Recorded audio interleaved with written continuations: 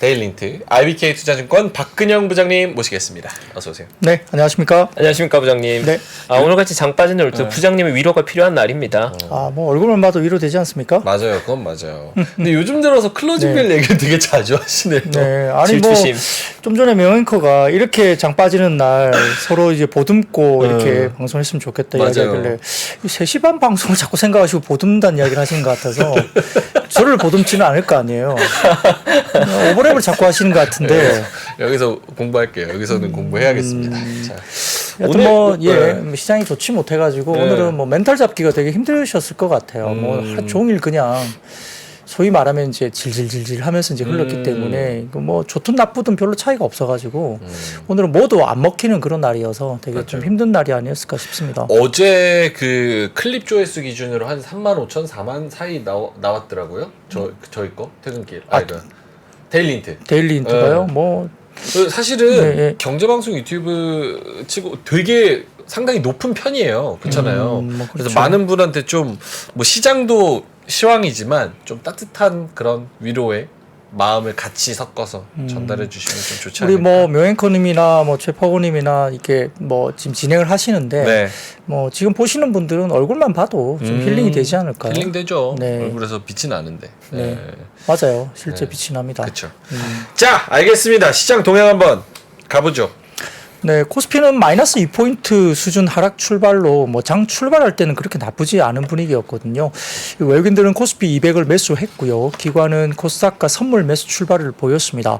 이 포드가 미국 미시간주에 CATL과 건설 예정이었던 LFP 배터리 공장 건설을 중단한다고 이제 외신이 이제 나오면서 국내 2차 전지 양극재 관련주 중심으로 강세 출발을 보였습니다. 여기다가 2차 전지 장비와 폐배터리 그리고 조선 해운 철강, 엔터 미디어 우주항공, 공작기계, 건설기계와 전선, AI와 리튬 등의 테마가 강세를 보였는데요. 개장 직후 외국인 선물 매도 규모 강화로 코스피는 낙폭이 확대됐습니다. 코스닥은 2차 전지 관련된 시가총액 상위주 강세로 플러스권 유지가 됐는데 오전에는 이제 아무래도 에코프로 그룹주가 강세였고요. 오늘은 포스코 퓨처엠도 괜찮았던 모습이었고 그리고 삼성 SDI나 LG 에너지솔루션도 좀 버티는 그런 모습을 보였습니다. 이 개장 직후 미국의 10년 국채금리, 10년물 국채금리가 아시아에서 4.56%대로 또다시 연고점 경신했고요. 이것이 이제 시장에 부담이 됐죠. 2007년 이후에 16년 만에 최고치까지 올라간 수치입니다. 특히 이제 외국인 선물 매도 물량이 확대되면서 기관 중심의 프로그램 매물이 출회되고 지수 하락을 부추기기도 했는데 결국 매수세가 사라진 가운데 매물이 유입되는 수급 불균형 현상이 지수 하락 요인으로 볼 수 있습니다. 10시 40분을 지나면서 주가지수 선물 장중 저점 하향 돌파를 했고 이 시간대에 외국인은 선물 1조 원 규모의 매도가 나왔고요. 원달러 환율도 1343원대 이 시간 돌파하면서 연고점 돌파가 됐습니다. 금일 이제 9월 배당락 이슈도 오늘 지수에 좀 영향을 미쳤다 볼 수 있는데 오늘이 9월 배당락 이슈거든요. 그래서 올해 3월과 작년 9월 배당을 그대로 이제 유지가 된다고 가정을 한다면 9월 배당은 코스피 200포인트로 환산했을 때 0.3% 이하의 영향 그래서 코스피 지수로 환산하면 한 6에서 7포인트 정도 마이너스로 영향을 미쳤다 볼 수 있습니다. 12시를 지나면서 주가지수 선물 장중 바닥 모색을 하고 반등 시도가 나오는데요. 장 끝까지 12시 이후에 바닥권에서 크게 올라가지 못하고 계속 횡보로 질질 이렇게 계속적으로 횡보를 하는 모습을 보였습니다. 전일과 상반된 모습으로 외국인들은 선물 매도세가 1조 2천억 대까지 상회하면서 금융투자 현물 순매도 자극을 했고 외환과 채권시장 모두 변동성이 확대되면서 코스피는 전 저점인 2480선을 하회했습니다. 미국의 회계연도 전환을 목적에 두고 예산안 협상 난항 지속 여기에 따라서 이제 일부 신용등급 관련된 이슈도 뭐 여러 가지 이슈가 좀 있었죠. 추가적으로 뭐 신용등급이 하향될 수도 있다. 경고음까지 좀 나왔고요. 미국채 금리 상승 부담 확대 영향에 글로벌 전반적으로 투자 심리가 악화됐습니다. 외국인들은 코스피는 제한적인 매매가 들어왔는데요. 전기전자와 운수 장비, 보험, 통신 등을 매수했고 코스닥에서는 2차 전지 매수 들어왔고 반도체를 매도했습니다. 기관은 외국인 선물 매도 여파로 코스피 대규모 매도가 나왔고 전기전자 등 시총 상위 중심으로 매물 출회했고요. 코스닥에서는 제약과 일부 게임주 일부 매수가 들어왔습니다. 원달러 환율은 미국채 금리 상승세 지속되면서 달러 강세 연동되면서 1348원대 마감을 했고요. 달러 달러 인덱스가 106 부근까지 상승세였습니다. 업종별로는 시장 불확실성 강세 속에 경기 방어주 매력이 부각되면서 CJ, 제일당, 농심 중심으로 음식료 업종이 괜찮았고요. 이외 업종들은 일제히 하락했는데 특히 비금속 광물과 섬유 의복, 건설업이 가장 부진했고 시총 상위단에서는 반도체, 인터넷 등 주요 IT 종목들도 뭐 금리 영향으로 좀 부진했습니다. 다만 이제 철강 금속이 하락 업종 가운데 상대적으로 하락폭은 좀 제한적이었고 코스닥에서는 외국인 자금 유출이 뚜렷하게 나타나면서 하락하면서 200일 이평선 830선을 하회하면서 끝났습니다. 8거래 연속 하락이었고요. 업종별로는 음식료, 담배와 의료 정밀 기기 강세였고 반면 통신 장비와 IT 하드웨어 약세였고 에코프로에 대한 반발 매수 유입되었지만 코스피와 비슷한 하락 마감을 보였습니다. 깔끔합니다. 그래서 저도 사실 이 시장을 장중에 있으면 오늘 같은 날은 시장 지켜보고 있고 저도 오늘 매매를 했지만 제가 아무래도 가지고 있는 종목들 중심으로 보게 되거든요. 근데 부장이 브리핑 이렇게 딱 들으면 사실 전체에 대한 그림이 한번 정리가 돼서 투자할 때도 사실 예습 복습이 굉장히 중요하고들 하는데 이게 사실 오늘 시장을 보는 굉장히 중요한 복습 포인트인 것 같아요. 오늘 같이 장 빠진 날일 때도 이렇게 정리 한번 하고 가면 대응하기 좀 더 확실히 낫다. 쏙쏙 들어옵니다. 최고입니다. 10년물 금리 4.5? 부담스럽죠. 와, 부담스럽죠. 유가, 환율, 뭐 금리, 실적, 채권 금리 도와주는 게 하나도 없네. 그렇죠. 사실 결국은 금리 상승이 시장에 지금의 부담을 만들어내고 있는 건데, 근데 최근 시장에서 그래도 나오고 있는 그나마 희망적인 건 상단은 거의 확인하고 있는 것 같다. 네, 근데 이제 문제는 지금의 높아진 금리가 이제 심각한 노이즈를 만들어낼 거냐에 대한 두려움들이 좀 있는 것 같아요. 네. 이렇게 떨어지는 시장에서도 오늘 빨간불을 켠 것은 또 AI 관련주 아마존 이슈가 있습니다. 네, 뭐 아마존이 챗 GPT 개발사 오픈 AI의 경쟁사로 불리고 있는 AI 스타트업 엔트로픽의 최대 40억 달러 약 5조 3,500억 투자 결정이 됐습니다. 외신에 따르면 아마존이 엔트로픽의 초기 투자금으로 12억 5천만 달러 약 1조 6,700억 제공을 하고 향후 일정 조건에 따라 최대 40억 달러까지 투자액을 늘리겠다고 밝혔습니다. 사진 띄워주시면 CNBC 관련된 이 자료 보도 헤드라인을 가져와 봤고요. 엔트로픽은 관련된 회사가 어떤 회사냐면 AI 스타트업 회사인데 창업자 전원이 오픈 AI 출신으로 알려져 있습니다. 그러니까 결국 오픈 AI의 기술력을 가지고 온 사람들이 이제 만들었다 보시면 될 것 같고요. 이번 투자 계약에 따라 아마존은 엔트로픽 인공지능 기술에 대한 조기 접근권을 확보하고 이제 자사 사업 전반에 도입하기로 했고 아마존 웹 서비스라 불리는 AWS의 엔지니어들이 엔트로픽의 AI 모델을 이용할 수 있을 것으로 전해졌습니다. 이 소식은 AI 산업에 대한 대형 기술주들이 진지하게 AI 사업을 받아들이고 있다. 이렇게 해석이 됐어요. 그래서 엔비디아도 올랐고 슈퍼마이크로라는 회사도 어째 5.5% 정도 AI 관련주들이 강세를 보이기도 했습니다.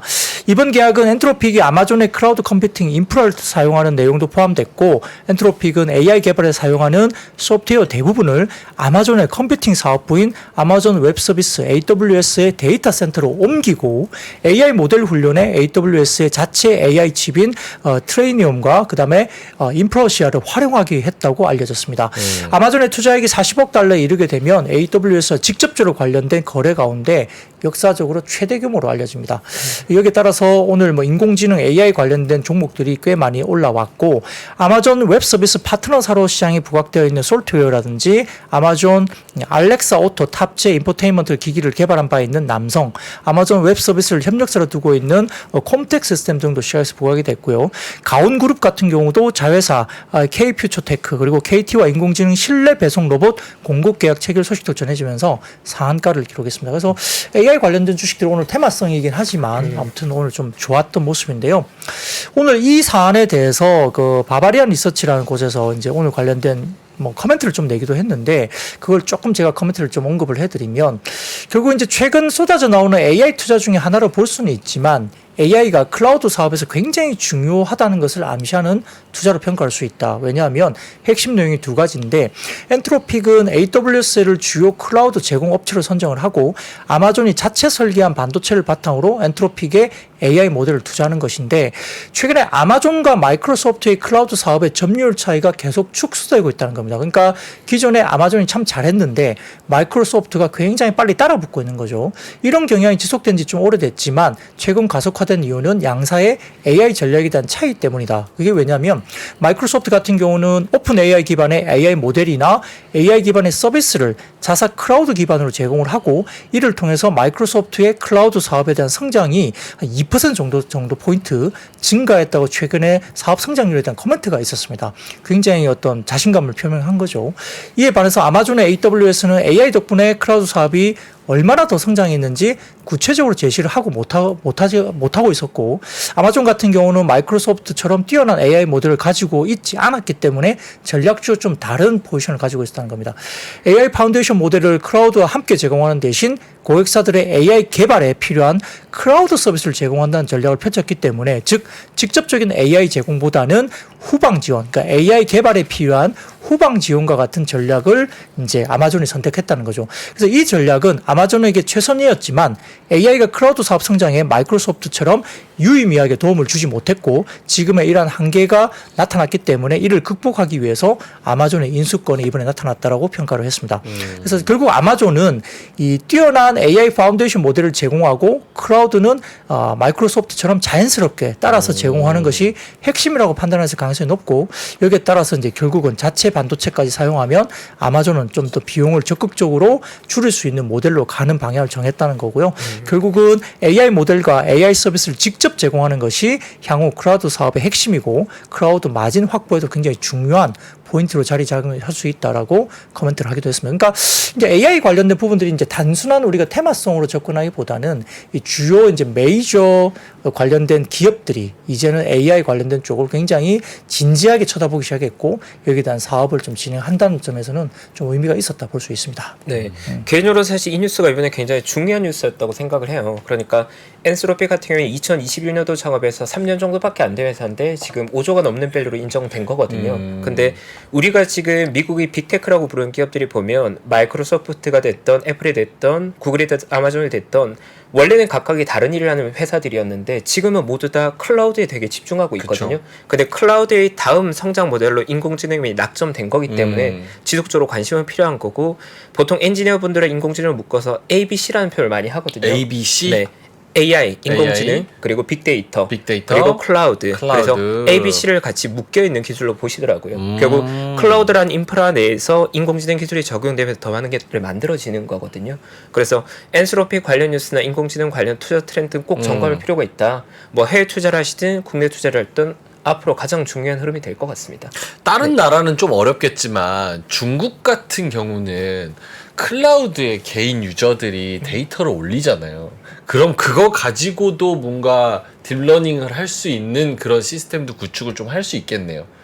가능하겠죠. 프라이버시가 없다 생각하면 중국처럼 그런 나라라면 요거 가지고 돌려서 이 사람의 성향과 여러 가지를 파악하고 애기 사진이 클라우드에 많이 저장돼 있으면 뭐 저기 징둥닷컴 이런 데서는 뭐 애기 그런 상품 같은 걸 광고를 많이 때린다거나 아니면 상위 노출시킨다거나 이런 식으로 좀 BM을 연결시킬 수는 있겠네요. 그렇죠. 뭐 빅데이터가 상당히 중요한 거고요. 뭐 모든 산업, 자율주행도 마찬가지로 빅데이터를 얼마나 많이 갖고 있느냐에 따라서 이제 성패를 좌우할 수 있는데, 글쎄요, 뭐 중국 회사들은 잘 모르겠습니다. 이게 뭐 개인적인 어떤 그런 정보라든 이런 것들에 대한 부분에 대해서 여러 가지 이슈가 좀 있잖아요. 중국 사회라는 곳이. 그리고 또 가끔씩 텔레나 이렇게 개인 페이스북에 요즘에 인사 많이 안 와요. 뭐 제가 뭐 한국으로 여행을 예정하고 있는데요. 뭐 이러면서 개인 톡이 와요. 와요. 네, 텔레그램도 맞아요. 그렇고 그죠? 페이스북도 마찬가지고. 근데 모르는 분들, 그리고 이제 특히 군복 입은 여성들이 많이 이제 군복? 예, 개인적으로 뭐 미군 부대 뭐 이렇게 하면서 이제 지금 이제 퇴역을 준비하고 있다 이러면서 이제 개인 문자들이 옵니다. 다 그게 이제 저거거든요. 뭐 해커들, 뭐 개인적으로 이렇게 하기 위한, 개인 정보를 빼내기 위한 해커들이 그렇게 개인 톡들이 많이 와요. 실제로 많이 안 오나요? 근데 대부분 보면 군복 입은 여성분들 또는 뭐 미혼 뭐 이렇게 독신녀라고 하고, 아니면 이제 최근에 텔레 쪽에서는 대부분 다 한국 여행 하고 싶은데 어디를 가면 좋나 이렇게 개인 톡들이 들어오거든요. 뭐 그냥 보자마자 바로 차단하고 이제 다 없애버리는데, 아무튼 뭐 개인 어떤 그런 부분들을 포함해서 이제 빅데이터는 굉장히 중요한데, 이게 우리가 이제 양면이 있는 거죠. 여러 가지 뭐 페이스북이나 이런 쪽은 자기에 대한 사생활이 많이 이제 오픈되게 되고 어디로 가는지 뭘 좋아하는지가 다 오픈이 되기 때문에 그런 것들을 이제 바깥쪽에서 볼 수 있다는 점 때문에 뭐 자기를 노출시키는 것도 중요하지만 거꾸로 생각하면 좀 무서워질 수도 있는 거죠. 로맨스 스캠식으로 오는 거예요. 그렇죠. 로맨스 스캠이죠. 그래서 아무개님이 군인 좋아하시는구나 박 부장님 이렇게 말씀을 또. 아닙니다. 군인을 좋아하는 게 아니고요. 어떤 식으로 오냐면 스토리가 있어요. 스토리. 예, 자기가 이제 파병을 가가지고 파병. 엄청난 돈을 벌었는데 거기서 그 돈을 번 걸 갖다가 출금을 못 한다. 그래서 이제 자기가 들어오면 이제 한국에 들어와서 이 돈을 쓰고 싶고 만약에 이 부분에 대해서 출금을 좀 도와주면 일정 부분 돈을 주겠다라고 이제 접근을 하죠. 뭐 그런 것들이 되게 많이 왔고요. 소리가 똑같아요. 제가 몇 번이나 그런 거 보고 이제 또 영어로 오기 때문에 또 영어로 대응을 잘 못하면 또 잘 안 붙습니다. 그래요. 예. 그리고 제가 아까 얘기 나왔던 빅데이터 부분에 아주 짧게만 첨언을 하면 네. 중요한 것들을 조금 첨언하면 사실 미국 같은 경우에는 이 클라우드 비즈니스가 보편화됐어요. 네. 왜냐하면 아마존 웹 서비스가 2006년도 만들어지고 2008년 리만 이후로 많은 기업들이 비용 절감을 목적으로 데이터 센터화 시키면서 클라우드 보급률이 많이 높아져서 미국 사회 기준 클라우드 보급률 60%입니다. 대부분의 기업들 과반수의 클라우드 환경에 들어와 있고 데이터가 모여 있는데 중국은 아직도 5% 6% 정도로 알려져 있거든요. 그러니까 사실은 클라우드 비즈니스가 미국 인프라화 됐고 중국에서 그게 안 깔려 있는 게 네. 인공지능 시대가 됐을 때는 두 국가의 격차를 더 크게 벌릴 겁니다. 그래서 사실 중국 입장에서는 새롭게 빅데이터를 활용해서 인공지능으로 넘어가는 흐름에 사실 아직까지는 편승할 방법을 좀 못 찾고 있는 상황인 것 같아요. 그래서 지금 이건 미국이 가지고 있는 인공지능에서의 패권은 굉장히 압도적인 것 같습니다. 네. 오케이, 알겠습니다. 요 AI 산업이 어떻게 진행되는지는 좀 지켜보도록 하고요. 중요한 게 AI 산업이 굉장히 활발하게 이루어지면 결국 우리는 HBM이라는 그렇죠. 것을 이제 연결해서 반도체 쪽으로 생각할 수밖에 없기 때문에 다음 시간에 뭐 혹시 시간이 있을 때 또다시 반도체 산업에 대한 좀 뎁스 있는 그런 뭐 이야기도 좀 해드리는 시간을 가져보도록 하겠습니다. 너무 좋습니다. 너무 좋아요. 네, 꼭 듣겠습니다. 네. 자, 그러면 아이폰 15 프로 시리즈가 발열 논란도 있고 내구도 논란이 있어서 관련주가 하락했다. 네, 그렇습니다. 지금 언론에 따르면 아이폰 15 상위 기종인 프로 시리즈, 프로와 프로 맥스가 발열 현상이 나타난다. 변색 등의 품질 이슈도 해외 소비자를 사이에서 호평보다 혹평이 더 있는 것으로 전해지고 있습니다. 사진을 좀 띄워주시면 관련된 트위터인데요. 이제 프로 맥스 모델보다 플러스 모델 배터리 수명이 더 길다는 실험 결과도 나왔고 국내 출고가가 해외보다 사실상 더 비싸다는 주장도 제기됩니다. 일부 이제 그 SNS를 통해서 이렇게 트위터를 통한 여러 가지 부분들에 대해서 해외 유튜버나 그다음에 IT 전문 매체가 아이폰 15 프로 시리즈의 비정상적인 발열 그리고 전적보다 약한 내구성들을 비판하고 나섰고요. 네. 이 같은 발열 원인을 애플의 새 AP 그러니까 어플리케이션 프로세서인 A17 프로의 하자로 꼽고 있습니다. 이게 이제 TSMC 3나노 예, 처음으로 그래서 들어간 거죠. 예, AP 칩셋 성능에 따라 제품 발열을 제어할 수 있는데 3나노 제조 과정에서 수율 등의 문제와 제품 최적화가 제대로 이루어지지 않은 것으로 본다고 언급이 되고 있고요. 아울러서 아이폰 15 프로 시리즈의 약한 내구성도 논란인데 애플이 티타늄 썼잖아요. 이번에 네. 아이폰 15 프로 시리즈에서 역대 아이폰 시리즈 중에 가장 내구성이 뛰어난 제품이라 소개를 했는데 네. IT 유튜버 애플 트랙인 경우에는 최근 아이폰 15 프로와 아이폰 14 프로 낙하 테스트를 했다. 참 재밌는 사람들이 많아요. 이렇게 제품 사가지고 막 망치로 두드려보고 떨어보고 그다음에 폴드 같은 경우는 막 이렇게 계속 이게 뭐 기계에다 끼워가지고 막 그렇죠. 수십만 번 계속 이렇게 왔다 언제 갔다 이게 해보고. 없어지냐 뭐 이거 그다음에 디스플레이가 언제 망가지냐 그거 계속 해보는 분들이 많은데 이렇게 테스트를 한 결과 아이폰 15 프로가 압도적인 차이로 패배했다고 합니다. 14보다 낙하를 했을 때 와장창 깨졌다는 거죠. 그래서 이제 티타늄을 써서 굉장히 내구성이 강해졌다고 제품 홍보를 많이 했는데 그렇지 않았다는 결과를 이제 일부 관련해서는 이제 SNS를 통해서 유튜버가 이야기를 했다는 거예요. 그러다 의외긴 보니까 하네요, 진짜. 네, 그래서 네. 좀 이게 이렇게 되면 좀 제품이 잘 팔릴까라고 생각들을 많이 할 수는 있습니다. 그래서 오늘 일부 이제 뭐 BH나 LG이노텍이나 뭐 영풍이나 이런 아이폰 관련주들 좀 하락을 했는데 물론 이제 오늘은 시장 전체적으로 좋지 못했기 때문에 뭐 이것 때문에 이것만 빠졌나 이렇게 생각할 수는 있겠습니다만 이런 이슈가 있었다는 겁니다. 근데 이제 다만 자 다음 사진 보시면 이제 애플을 하면은 우리들의 고명치죠. 자 고명치 이렇게 나옵니다. 자 이게 뭐 앵커 마찬가지고 이게 방송을 보시는 분들은 딱 이게 뜨면 바로 한눈에 딱 들어오잖아요. 무슨 바로 내용인지. 번역되죠. 예, 바로 번역이 되죠. 한눈에 들어옵니다. 아주 이게- 중요한 뉴스네. 예, 그리고 영어도 어렵지도 않아요. 이게 대만 사람이기 때문에 또 어려운 영어를 쓰지도 못합니다. 그렇죠. 네, 그래서 이렇게 썼는데 네. 아이폰 15의 초기 수요 관련된 고명치 코멘트입니다. 애플 아이폰의 23년 4분기 매출과 이익은 예상보다 굉장히 양호할 것이다. 생각보다 좋다는 거예요. 이렇게 이슈가 있는데도 불구하고 좋다는 겁니다. 아이폰 조기 판매 결과를 고려했을 때 제품 믹스 개선과 출하량 증가에 힘입어서 전년비 성장을 무난하게 달성할 것으로 본다는 겁니다. 그래서 올해 아이폰 15의 하반기 출하량 전망치는 8천만 대를 여전히 유지한다는 입장이고요. 아이폰 14 같은 경우에 2022년 하반기 출하량은 지난해 11월 호나이 정저 공장 가동 중단 때문에 7,600만 대로 파악이 되는데 올해 하반기에는 15 시리즈는 8천만 대 정도 나온다는 겁니다. 좋다는 이야기예요. 아이폰 15 프로 맥스 출하 전망은 약 3,500만 대, 지난해 14 프로 출하량은 2,800만 대니까 2,800만 대에서 올해 15 시리즈는 프로 맥스가 3,500만 대로 상향 조정이 되는 겁니다. 엄청나게 높게 나오는 거죠. 4분기 애플 아이폰 사업의 주요 성장 동력으로 작용할 것이다. 그러면은 밸류 체인이 상당히 좋을 것으로 4분기는 보는 겁니다.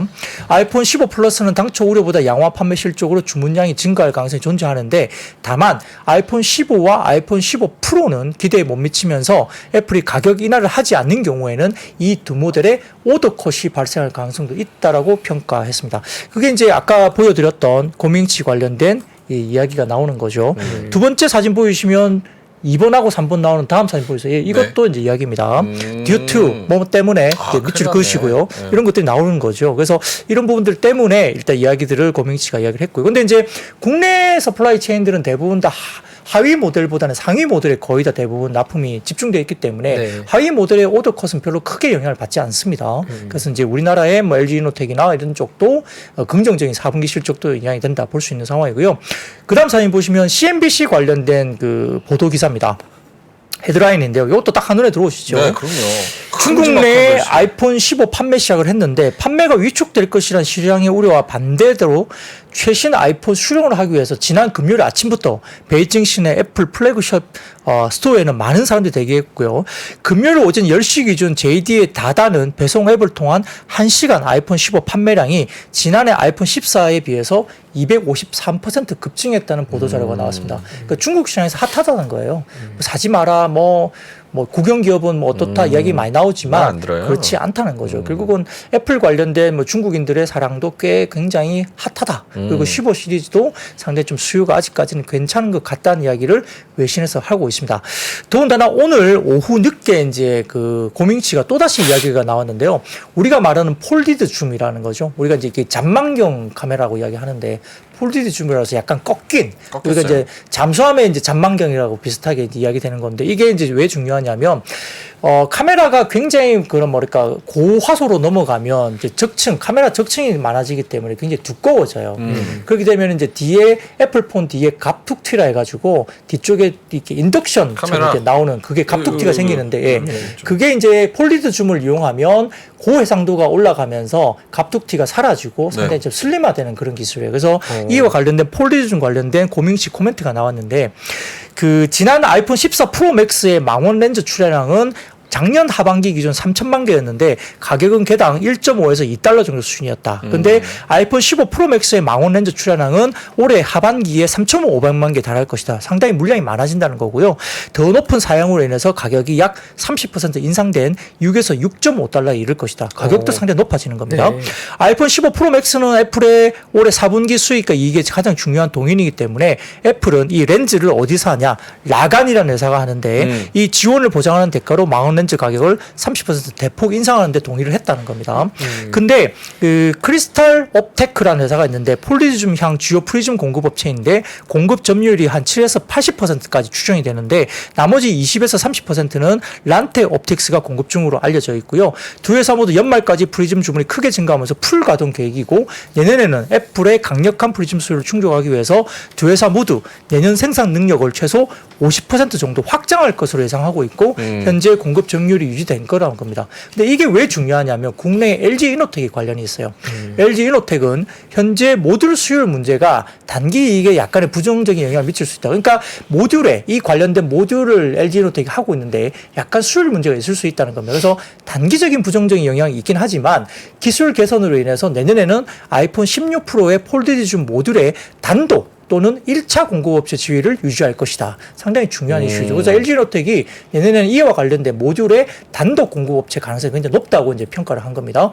그래서 VCM 출하량과 단가가 사실은 거의 변함이 이번에는 없기 때문에 우리가 이제 가장 기대하는 자화전자가 있어요. 폴리디즘 관련해서는. 자화전자에 대해서는 견해가 중립적이다. 그러니까 아주 긍정적이다고 보진 않았어요. VCM 출하량과 단가는 거의 변함이 없을 거라 봤습니다. 그래서 네. 자화전자는 조금 보수적으로 이야기를 했고요. 폴리즘의 업그레이드된 사양과 예상보다 높은 모듈 조립 난이도로 인해서 렌즈 쪽은 지니어스라는 회사고 모듈 쪽은 코웨이라는 회사인데 이 회사도 24년 신규 공급자라서 수혜를 받지 못할 가능성도 존재한다라고 이야기를 했습니다. 그러니까 우리가 이제 LG노텍 관련된 이슈가 이제 폴리즘에 있기 때문에 그리고 자화전자도 있기 때문에 이와 관련된 코멘트를 좀 가져와 봤습니다.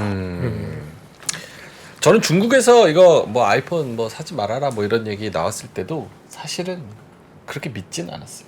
왜냐면 저 중국에 있었잖아요. 제 친구들도 중국에 엄청 많고 그 한 가정 한 자녀 정책 했을 때 지금 제 친구들과 제 세대는 대부분 외동 애들이 많아요. 네. 그래서 생각하시는 그런 전통적인 중국의 그런 가정이나 그런 문화보다 되게 깨어 있어요. 특히나 베이징, 샹하이 대도시에 있는 사람들은 외국물 다 먹고 온 사람들이고 뭐 얘기한다 그래서 비상식적으로 생각하는 사람들이 아니에요. 글로벌 스탠다드가 있는 거죠. 엄청 열려 있어요. 그리고 VPN 써서 해외 인터넷 다 하고 그러기 때문에 여기서 뭐 아이폰 쓰지 말란다고 뭐 공산당 어쩌고 저쩌고 아이폰 안 사고 이런 사람들 아니에요. 그러니까 아이폰은 특히 젊은 층들도 많이 사니까 그래서 생각보다 수요가 괜찮다. 정정하겠습니다. 갑툭튀가 아니고 카툭튀. 카툭튀. 그거 보고 웃으셨구나. 네. 다 이해되셨을까요? 네, 갑자기 튀어나온 게 아니고 갑툭튀 아니고. 카메라가 튀어나오는 카툭튀. 거니까 예 맞습니다. 그래서 뭐 이게 역시 이게 저희 방송을 보시는 분들은 이렇게 레벨이 높아요. 여러 가지 지적 수준이나 그럼요. 그다음에 스터디를 많이 하시는 분들이고요. 3프로 구독자분들 최고시죠. 네. 진짜. 근데 왜 지금 저희 방송을 보면서 박가영 아나운서 이야기를 이렇게 많이 하시는지 이해를 할 수 없어요. 이러니 제가 좋아요 경쟁을 한번 해본 거 아니 아닙니까? 지난 주말에. 그분도 이제 클로징벨에 나오는 여성분들도 지덕체를 겸비한 분들이기 때문에 그런 배움의 영역에서 궁금한 거죠. 네. 그렇게 커버를 잡고 하시니까 질투하시는 거지 않습니까? 부장님께서. 배움의 영역에서 오케이 알겠습니다. 자 마지막 뉴스 가시죠. 포드 배터리 공장 무기한 건설 중단 발표에 2차 전지 관련주 혼조. 네, 뭐 사진을 좀 띄워주시면 포드 관련된 외신 기사가 나와 있습니다. 그래서 포드 모터 컴퍼니가 미시간주 마샬에서 건설하고 있는 35억 달러 규모의 전기차 배터리 공장 건설을 중단했다고 월요일에 발표했다. 이렇게 외신 기사가 나왔습니다. 이게 왜 중요하냐면 이 공장은 CATL의 기술 라이센스를 사용해서 LFP 배터리를 만들겠다고 하던 그 공장입니다. 이게 공장 건설이 중단되면 국내 양극재 업체 입장에서는 상당히 호재이죠. 중국 업체가 우회해서 들어가는 게 중단되는 거잖아요. 그러다 보니까 에코프로나 포스코 퓨처엠이나 그다음에 LG에너지솔루션이나 뭐 삼성 SDI가 오늘 굉장히 견조했고 네. 에코프로는 플러스권에서 계속적으로 오늘 이제 유지가 됐고요. 포스코 퓨처엠도 오전에 굉장히 주가들이 좋았거든요. 그러니까 이 이야기는 그 이야기입니다. 그래서 국내 2차 전지 양극재나 셀업체 입장에서는 상당히 긍정적으로 볼 수 있는 이야기도 볼 수 있다라고 볼 수 있습니다. 그런데 이 포드 대변인 같은 경우는 마샬 프로젝트에 대한 건설 작업을 일시 중단한다. 그리고 공장을 경쟁력 있게 운영할 수 있을 때까지 건설에 대한 지출을 제한한다고 밝혔습니다. 그러니까 일단 맞는 것 같긴 해요. 근데 이게 완전히 철회하는 건 아닙니다. 근데 이게 왜냐하면 노조와 관련된 이슈도 이제 불거지는 상황이고요. 노조? 예, 그렇습니다. 그리고 26년에 LFP 배터리 생산이 시작될 때 최초로 2,500명을 고용할 예정이기 때문에 고용에 대한 이슈가 이제 그 주에 있는 거예요. 근데 이게 이제 철회되는 분위기로 가니까 뭐죠? 결국은 이 고용 관련된 이슈가 이제 확 꺾이는 거잖아요. 일자리. 그러니까 이제 반발이 또 심해질 수 있고 정치적인 문제로 좀 비화될 수도 있는 겁니다. 그렇네요. 그래서 약간 최근에 이제 뭐 노조들이 지금 이제 여러 가지 지금 이슈가 있잖아요. 그러다 보니까 이 관련된 부분에 대해서 약간 정치적인 어떤 이유도 있을 것 같고 또 너무 이제 임금이 이제 고정비가 많이 올라가는 분위기로 지금 여태까지 있다 보니까 이런 임금 협상과 관련된 부분에서 조금은 뭔가 본인들이 조금 뭔가 기세를 잡기 위한 어떤 그런 부분도 약간 있을 수 있다라는 부분도 시장에서 이야기를 하고 있고요. 그래서 포드 같은 경우는 미시간주 마샬에서의 배터리 용량을 더 확장할 수 있는 옵션을 가지고 있었고 이 공장은 포드의 완전 자회사 일부가 될 예정이었는데 이 부분을 일단은 잠정적으로 조금은 중단한다는 겁니다. 그래서 이 포드는 지난 주말 미국 자동차 노동자 조합이죠. UAW과의 노동 협상에서 여전히 큰 차이가 있다고 경고했습니다. 그러니까 아마 이게 중요한 핵심 이슈일 수도 있어요. 예, 그래서 이 부분 때문에 협상에 대한 어떤 우위권을 잡기 위한 부분이 아니냐라고 이야기할 수 있습니다. 그래서 임금 체계의 여러 가지 부분에 대해서 일부 전기차 계획이 늦어질 수도 있다라고 볼 수 있는 거고요. 그러면 전체적으로 전기차 시장은 별로 좋지 않을 수도 있는 거죠. 그래서 약간 국내 업체들이 주가가 올라가다가 갸우뚱한 거예요. 이게 단순한 호재이냐? 아니면 전기차 시장 자체가 전반적으로 좀 늦어지는 거냐 이렇게 네. 생각을 또 하게 되는 것 같고 그래서 이 부분을 조금 저희가 고민을 해봐야 될 것 같은데 근데 장 후반에 어떤 나오냐면 CATL 측에서 포드와의 미국 공장 건설 중단이 거시지라고 해명이 나왔다라고 거짓말이다. 그런 기사가 나왔어요. 아니다. 장중에. 응. 근데 이것에 대해서도 또 진위 논란이 나왔습니다. 다음 사진 띄워주세요. 이거 재밌네요. 예, 다음 사진 띄우시면 이게 아래쪽에 저 차트 아래쪽에 보시면 막 중국어로 돼 있죠. 이게 딱 어떤 알아보네. 내용이냐면 네. 포드와 CATL의 중국 공장 건설 계획 중단에 대해서 거창판 일보의 기자 한 명이 투자자 자격으로 CATL 주식 담당 부서에 전화를 걸었고 이 주식 담당 부서의 직원이 이는 거짓 정보이고 순조롭게 추진하고 있다라고 답변했다는 겁니다. 아. 그러니까 이게 어떤 의미냐면 이게 결국은 이와 관련된 사항이 CATL이나 포드의 공식적인 답변은 아니라는 거예요. 그냥 인턴 직원이 그냥 아이 그거 아니죠. 네, 이랬는데 네. 그게 예, 이제 그렇게 기사로 대답했다. 예. 나왔구나. 그래서 포드와의 미국 공장 건설 관련된 중단이 거짓이라고 해명한 것은 공식적인 답변은 아니라는 거기 때문에 이게 맞다 아니다의 논란은 조금 더 있을 수 있다는 겁니다. 그래서 이것을 저희가 조금 짚고 넘어가야 될 필요가 있는 거죠. 네. 근데 이제 문제는 이것 때문에 이제 좀 이게 맞는 거냐 아니면 또 이게 단순히 이제 호재로만 작용할 수 있는 거냐에 대한 고민이 되게 많았는데 주가분이 올라가다 다시 밀렸어요. 그게 이유가 있습니다. 다음 사진 보시면은 이게 중국의 탄산 리튬 가격인데 오늘 또 빠졌어요. 또 빠져서 톤당 중국에서 17.85만 위안까지 빠졌습니다. 계속 빠지고 있죠. 거기다가 다음 사진 보여주세요. 이게 오늘 탄산 리튬 가격이 문제가 아니라 이거는 선물 가격이에요. 26일 중국의 탄산 리튬 선물 가격이 급락 사태 나타났습니다. 톤당 15만 위안을 하회했습니다. 선물은 또 15만 위안을 하회했고요. 어떻게 저렇게 떨어지지? 네, 그래서 7월 상장 이래 최저치 경신 행진을 보이고 있고 최근 2주 동안 선물 거래량이 폭증하면서 아래쪽에 보면 가격 막대 그래프 보이시죠? 네네. 거래가 폭증하고 있죠. 아래쪽으로 베팅이 엄청나게 더 나가고 있다는 거죠. 저거는 사실 네. 유가도 그렇잖아요. 사실 저 선물 시장에서 플레이하는 플레이어들도 있잖아요. 네, 그렇습니다. 그런 부분에 대한 저런 뭐 수급적으로 플레이하는 그런 사람들도 좀 많이 껴 있다고 봐야 되는 겁니까? 뭐 투기적인 세력도 분명히 있을 수도 있겠죠. 근데 이제 일단 하방 베팅이 많아진다는 것은 선물 가격의 하방이 빠진다는 것은 다음 월물이나 이런 것들이 결국 현물도 빠지는 쪽으로 방향을 좀 잡을 가능성이 있기 때문에 리튬 가격이 계속 빠지면 양극재 입장에서는 좋지 않아요. 그래서 이게 조금 센티적으로 더 부정적일 가능성이 있는 배경이라 볼 수 있기 때문에 에코프로나 주가들이 올라가다가 힘을 못 쓰고 다시 좀 힘이 좀 빠지는 듯한 느낌도 받았고요. 근데 이게 또 문제가 아니라 더 문제가 뭐냐면 광동의 리튬 선물이 어떻게 지금 움직이고 있느냐. 24년 1월물은 보합세였어요, 오늘. 근데 2월물 선물은 내년에 2월물입니다. 선물은 마이너스 2,200위안. 그리고 3월물은 마이너스 5,650위안, 4월 선물은 마이너스 7,450위안, 8월물은 내년 8월물은 마이너스 8,450위안. 그러니까 먼 거리의 선물일수록 리튬 가격 하락폭이 더 많이 막 낙폭이 커지고 있어요. 그러니까 이만큼 이제 리튬 가격의 선물 가격이 낙폭이 5월물까지 가면 점점 많이 빠지고 있습니다. 그래 보니까 결국은 이렇게 리튬 가격이 계속적으로 선물이 빠진다는 것은 현물에 영향을 주게 될 것이고 리튬 가격의 하락세가 계속적으로 좀 더 이어질 수 있다는 부분 때문에 상당히 좀 센티적으로 아직까지는 양극재 부분도 좀 보수적인 접근이 필요한 것으로 일단 단기적으로 해석할 수 있습니다. 그 슈카 형님이 엊그제 그 뭐 리튬 미국에서 최대 무슨 뭐 리튬 뭐 발견됐다 막 이런 거 올렸다는데 안 보긴 했는데 그런 것도 좀 영향을 센티적으로. 네, 그럴 수도 있고 어. 또 미국 쪽도 리튬 발견이 됐죠. 엄청나게 리튬호가 마켓이 되기 때문에. 근데 거긴 또 포스코 그룹이 들어간단 말이 있어서 그래서 네. 포스코 그룹은 그래도 상당히 이것저것 다 하는구나. 그래서 상대적으로 포스코 그룹 쪽으로 좀 보자라는 이야기는 있는데 아무튼 리튬 가격이 이렇게 급락 사태를 계속 선물까지 가면 네. 쉽지 않은 구간이 쉽지 않다. 단기적으로는 그렇다 볼 수 있는 거고요. 네. 최근에 3분기 기준 한국의 양극재 수출 가격은 지난 10일 기준으로 보더라도 킬로그램당 직전 분기 대비 15.1% 빠졌고 전년 동기 대비 13.7%를 하락세입니다. 그러니까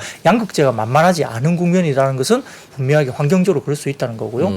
더군다나 지금 오늘 어떤 이야기 또 나왔냐면 SK온이 포드 조인트 벤처 물량이 30% 정도 빠질 수 있다는 이야기가 오늘 또 기사가 나와서 되게 악재처럼 보이죠. 그렇죠. 예, 그래서 이것 때문에 좀 문제가 있다고 보였는데, 근데 다행히 이 부분에 대해서 삼성증권에서 좀 잡아줬습니다. 네.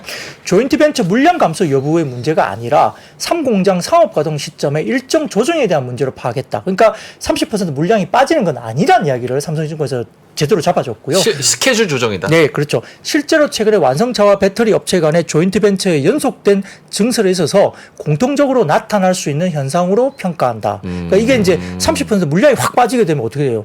완전 실적이 무너질 수 있잖아요. 근데 그렇죠. 그거 아니라는 이야기예요. 근데 기사는 근데 SK온 포드 조인트 벤처 물량 30% 빠지나 이렇게 기사가 나왔어요. 굉장히 악재처럼 나왔지만 그건 아니었다라고 삼성증권에서 제대로 잡아줬습니다. 근데 다만 바클레이즈는 테슬라의 3분기 차량 인도량이 예상치를 하회할 것으로 예상하고 있다라고 밝혔기 때문에 다소 조금 2차 전지 전반적인 3분기 분위기는 조금 보수적으로 보시는 게 맞지 않을까 싶습니다. 네. 감사합니다. 알겠습니다. 자, 오늘도 우리 박근영 부장님과 함께했고요. 재밌네요. 이렇게 공부하니까. 그렇죠? 아주 유익했습니다. 아주 유익했어요. 네, 공부방이죠. 배터리, 아이폰, 그리고 AI, 클라우드. 네. 중요한 뉴스 다 나왔죠. 중요한 뉴스. 좋아요 한 번씩 눌러주시고. 진짜 좋았으면 좋아요 눌러주시고. 별로 안 좋았으면 그래도 한 번씩 눌러주세요. 자, 네. 데일리인트는 뭐 미모의 지성과 미모를 겸비한 여자 지덕체. 아나운서가 지덕체를 겸비한 여자 아나운서가 안 나오시더라도 정말 핫하다. 본인 입으로. 알겠습니다. 근데 나오시면 정말, 더 예. 좋다. 알겠습니다. 되겠죠. 뜨거운 남자 우리 IBK 투자증권 박근영 부장님은 여기서 인사드리도록 하겠습니다. 고맙습니다. 네, 고맙습니다. 감사합니다, 부장님. 외환위기 오는 거 아니에요? 금융위기 오는 거 아니에요? 이런 질문들을 좀 굉장히 많이 받았었습니다. 탐욕이 되게 강했을 때 위험자산으로서의 극단적인 쏠림이 나타나고 공포감이 극에 달했을 때 안전자산으로서의 극단적인 쏠림이 나타나거든요. 과거의 일이 미래에 똑같이 일어난다 이건 아니지만 그때 당시에 위기 상황에서는 어떤 공통점들이 있었는지를 보면서 우리가 대비를 하는 방법도 고민해 볼 수 있고요. 과거를 제대로 이해하는 순간 위기의 실체가 드러납니다. 오건영의 현실 경제 이야기를 서점에서 만나보세요.